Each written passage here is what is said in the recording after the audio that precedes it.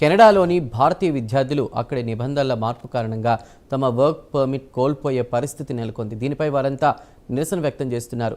అక్కడి Portage college, Canadian Institute of Osteopathy Therapy విద్యార్థులు, వారి మేనేజ్మెంట్ డిప్లొమా ప్రోగ్రాం పూర్తి చేసిన 480 మంది ఇటీవల జరిగిన మార్పుల వల్ల పోస్ట్ గ్రాడ్యుయేషన్ వర్క్ పర్మిట్కు అర్హతను కోల్పోయారు.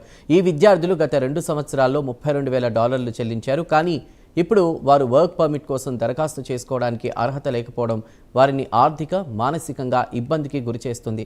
ఈ తీరుకు నిరసనగా విద్యార్థులు ఆందోళనకు దిగారు. ఈ ఘటన నేషనల్ మీడియా దృష్టిని ఆకర్షించింది. అక్కడి న్యాయవాదులు 200కి పైగా విద్యార్థులకు సహాయం అందించడానికి ముందుకొచ్చారు.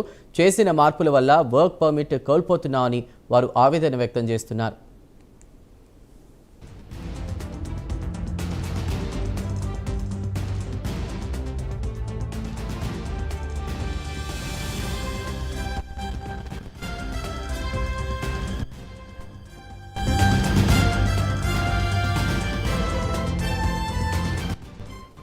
ఇప్పుడు ఈ విద్యార్థులు 90 రోజుల వ్యవధిలో తమ సమస్యను పరిష్కరించుకోవాలి, లేకపోతే వారి వీసాలు ముగియడంతో వారు కెనడాలో ఉండలేరు. కాబట్టి వారు ఆందోళనను ఉధృతం చేస్తున్నారు.